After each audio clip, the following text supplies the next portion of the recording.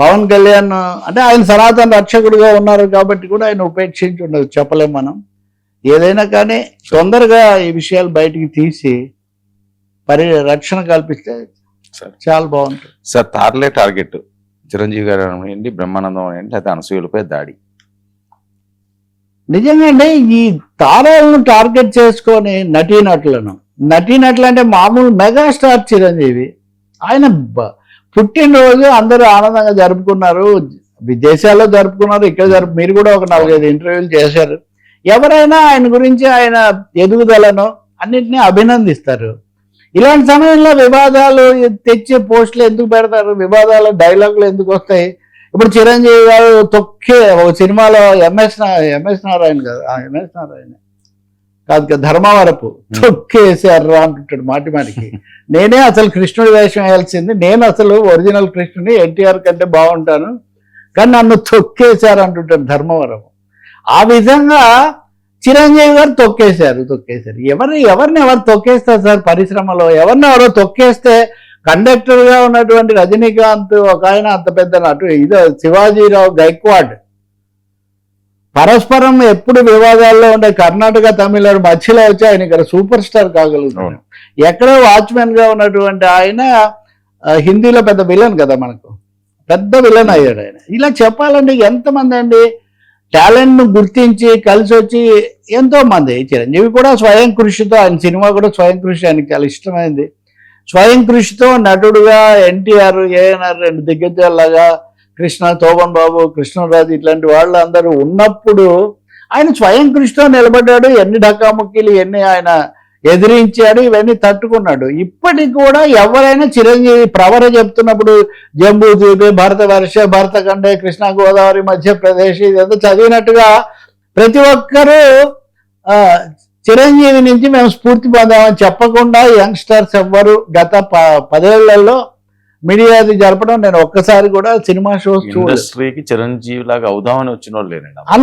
అందరూ ఇప్పుడు చిన్నపిల్లల దగ్గర నుంచి కూడా. ఇంకోటి కూడా చెప్పాలంటే 72వ ఏట కూడా 4 సినిమాలు చేతుల్లో ఉన్న హీరోలు ఎవరు లేరు సార్. లెజెండ్స్ ఉన్నారు. నేను తప్పకుండా రాముడయ్య, జగదాభిరాముడైన రామారావు, దాసుగా, దేవదాసుగా, కవి కాళిదాసుగా, నాగేశ్వరరావు అని చాలా మంది ఉన్నారు. వాళ్ళంతా మహామహులే, సమస్య లేదు. కానీ 60 ఏళ్ల తర్వాత ఎన్టీఆర్ గారు నేరుగా దీంట్లోకే వచ్చేసారు. నాగేశ్వరరావు గారు కూడా తన పాత్రల స్వభావం మార్చుకొని సీతారామయ్య గారి మనవరాలు అటువైపు ఆయన ఒక్క దాసరి నారాయణరావు వల్ల ఇంకా కొంతకాలం అది నడిచింది. నేను చెప్తుంది ఏంటంటే చిరంజీవి కృషిని దీన్ని అలాగే ఆయన సినిమాలకే పరిమితం కాకుండా సామాజిక కార్యక్రమాలు చేయటం, తర్వాత చాలా అరుదుగా చూస్తాం మనం కుటుంబంలో అందరూ స్టార్లు అయిపోయిన కుటుంబం ఇంకోటి ఏం లేదు. దానికి కూడా కొంత ఇది కావాలి, ఉదారమైన స్వభావం, లేకపోతే మనుషులు. మహాభారతమే లేదు, కుటుంబాలు కనుక అందరినీ సమానంగా స్వీకరిస్తే మహాభారతం లేదు, రామాయణం లేదు. కాబట్టి చిరంజీవిని విమర్శలు ఎవరి మీదైనా ఎవరైనా విమర్శలు తొక్కేశారు ఇలాంటి విమర్శలు తీసుకోండి. ఈ సమయంలో తొక్కేశారు విమర్శ కంటే నాకు ఇంకా ఇబ్బంది కలిగించింది ఏమంటే, ఇందాక కూడా పేర్లు నేను చెప్పను కానీ, కాకా అనే ఒక సినిమా ఇది విడుదల చేశాడు. ఎవరు? బాబ్జీ డైరెక్టర్. దాని బాబీ కొల్లి బాబీ, ఆయన దాని టీజర్ అది విడుదల చేశాడు. దాంట్లో ఉంది, టీజర్లో ఫైర్ లేదంట. సరే, ఆయన పుట్టినరోజు నాడు ఏదో రాబోయే సినిమాకి సంబంధించి టీజర్ విడుదల చేస్తే మళ్ళీ దానికి ఒక అభిమానం అని షుగర్ కోటింగ్ చేసి ఫైర్ లేదు, ఫైర్ ఉందా లేదా తర్వాత సినిమా వచ్చిన తర్వాత తెలుస్తుంది. పైగా ఇది టీజర్, అనేక కారణాల వల్ల. ఆఖరికి ఇప్పుడు రాజమౌళి లాంటి పెద్ద గ్లోబల్ ఆయనే ఈ వారణాసి సినిమా టీజర్ విడుదల చేసినప్పుడు కొన్ని కలిసి రాలేదని వేదిక మీద చెప్పడం కూడా మనం చూసాం. కాబట్టి ఎలాంటి అభిప్రాయం తీసుకుంటాం మనం? సుహృద్భావంగా తీసుకుంటాం తప్ప ఫైర్ లేదు అని చెప్పడం. ఇంకోవైపున మన అల్లు అర్జున్ ఇచ్చినది కనుక చూస్తే కట్టే కాలే వరకు చిరంజీవి అభిమాని ఆయన పెట్టడం, అంటే వీళ్ళు ఇవన్నీ ఒకప్పుడు వివాదాలు చేసినవే కదా. ఎందుకు చేస్తారు ఇట్లాంటివి? నాకైతే ఏమాత్రం. ఇంకొంతమంది ఏమో బాలయ్య చిరంజీవి అని పెట్టడం చాలా అన్ప్లెజెంట్ థింగ్స్ అని, అసందర్భమైన, అవాంఛనీయమైన, బహుశా కొద్ది గొప్ప అసూయాజనితమైన అని అనాల్సి వస్తుంది. ఇంకది తప్పనిసరి. ఇప్పుడు మీతో మాట్లాడిన దర్శకులు అందరూ చిరంజీవితో స్టార్ట్ అయ్యామని చెప్పిన వాళ్ళే కదా, మీరు చేసిన హీరోలు కానీ అందరూ కూడా. రెండోది ఆయన చాలా గౌరవంగా ఎన్టీఆర్ కృష్ణ అందరితో నటించారు, అందరితో వినయ్. దిస్ ఇస్ నెంబర్ 1 తారల మీద. బ్రహ్మానందం గారి బ్రదర్ శ్రీవర్ధన్ అనుకుంటా, ఆయన వీడియో ఒకటి చలామణిలో ఏమని, మా తమ్ముడు నాకు ఒక ఫోను చేస్తే ఎంత సంతోషంగా ఉంటుంది, నేనేమి ఆయన బిజీగా ఉండొచ్చు, నేను అడగట్లేదని అన్నాడని ఒక వీడియో. సరే, ఇప్పుడు రామునితో ఒక ఫీవర్ ఉండి ఇట్లనే అని మనకు గతంలో ఉదాహరణ ఇచ్చేవాళ్ళు. ఇప్పుడు తెలుగు అంత చదవడం లేదు. రామునితో కపీవరుండి ఇట్లనే, రామునితో ఒక ఫీవరుండి ఇట్లనే అని చెప్పేవాళ్ళు. బ్రహ్మానందం సోదరుడు ఆ వీడియో మొత్తం చూస్తే ఈ ఇల్లు మా తమ్ముడే ఆయనే కట్టించాడు, బ్రహ్మానందం గారే అంటున్నాడు. ఆయన బ్రహ్మానందం గారే కట్టించాడు, మా అమ్మాయి పెళ్లి కూడా ఆయనే చేశాడు, సంబంధాలు అన్ని విషయాలు కూడా తను పట్టించుకుంటాడు అని అతను చెప్తుంది. ఇప్పుడు వీడియో వ్యూస్ కోసమో ఇంకొక దానికోసం అది కట్ చేసేసి ఫోన్ సార్ మనం చాలాసార్లు మన అమ్మ నాన్న ఎన్నిసార్లు ఏరా ఒక్కసారి ఫోన్ చేయడానికి టైం లేదా, అలా వెళ్తూ అన్న చేయొచ్చు కదా అంటుంటారు. ప్రతి తల్లి, ప్రతి తండ్రి, ప్రతి అన్న, ప్రతి చెల్లి, ప్రతి ఇంట్లో ఫోన్లు ఇంకా ఎక్కువ చేస్తే, ఇప్పుడేమో ఫోన్లు చాలా ఎక్కువైపోయినాయనే వాదన మనం వింటుంటాము. రెండో వైపు అసలు ఫోన్ చేయడానికే నీకు టైం, ఇవన్నీ కుటుంబం ఇందాక మనం మాట్లాడుకున్నట్టు ఫ్యామిలీ రిలేషన్స్, సెంటిమెంట్స్కి సంబంధించినవి.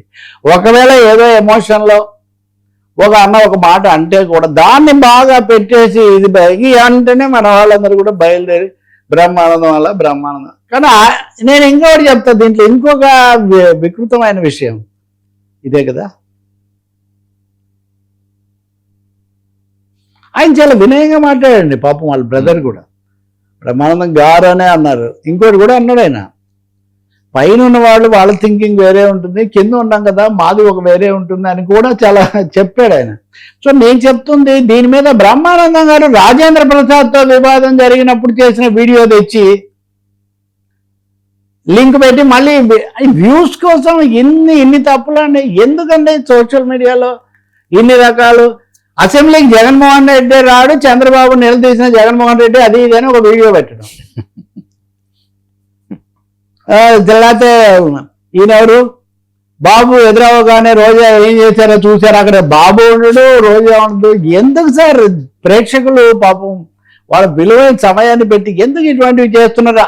అది ఒక ఎత్తు అయితే, ఇక్కడ ఒక తెలుగు వాళ్ళతో పెనవేసుకుపోయినటువంటి ఒక హాస్య నటుడు, హాస్య బ్రహ్మానందం, ఆయనను తీసుకొని ఆయన కూతురు పెళ్లి చేశాడు, ఇల్లు కట్టించాడు, అది ఇది అని ఆ నోటితోనే చెప్తే పోనీ రెండోన్న వేయాలి కదా, లేదు ఒక్క చోటన్నా మీరు చూపించండి ఈ రెండు వేశారేమో, కొంతమంది పాయింట్ అవుట్ చేశారు. సో ఈ ధోరణిలో మంచిది కదా సార్, వ్యూస్ కోసం మరీ అంత ఆకాశము నుండి సంబంధించారు అదే పవనాంధోలోకం ముందేరని అంత కిందకు పోవలసిన పని లేదు.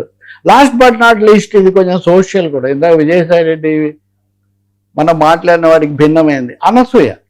మొన్న కూడా అనసూయ గారు మాట్లాడిన దాని మీద నడిచింది మనం చూసాము.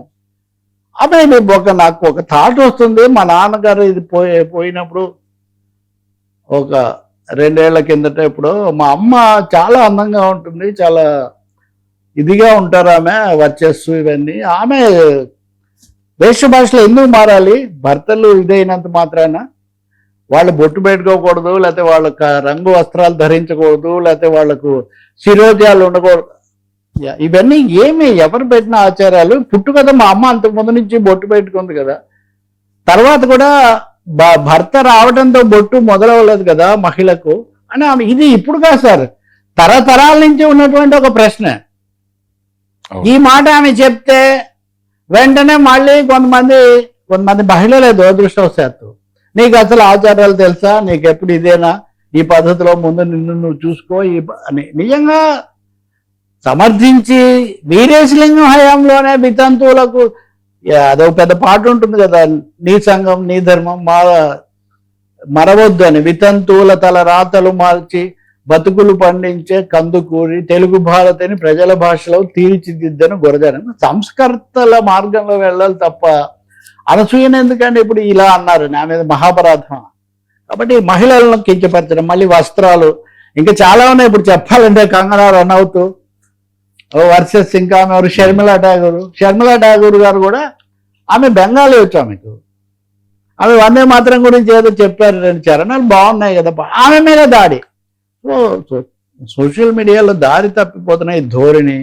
రెండోది హీరోలు టాప్ పీపుల్ అందరూ కాస్త ఆరాధించే ఓ చిరంజీవో అభిమానించే బ్రహ్మానందమో అలాంటి వాళ్ళని టార్గెట్గా చేసుకోవడం చాలా పొరపాటు.